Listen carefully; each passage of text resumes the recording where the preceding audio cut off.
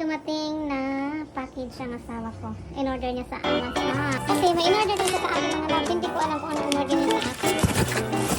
Tingnan niyo. Hala. Nakita ko na talaga siguro sa paningin niya. Kaya binilhan niya ako nito.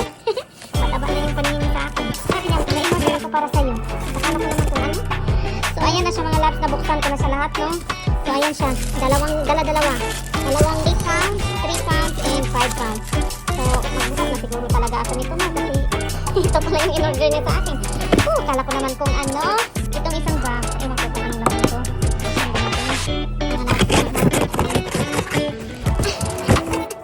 Gusto niya akong pumayat mga loves. Pero umorder din siya ng cookies. Ano tayo papayat nito? Yan.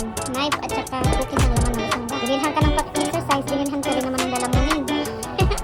So, anong gagawin natin? Papayat naman tayo nito. Pagkatapos mag-exercise, kakain. O, yan talaga ang reality. So, ayan, ilagay na natin sa kalagayan niya mga loves, no? Siguro, ang laki na talaga ng tingin niya sa akin. Bakit ito ang in-order niya sa akin, no?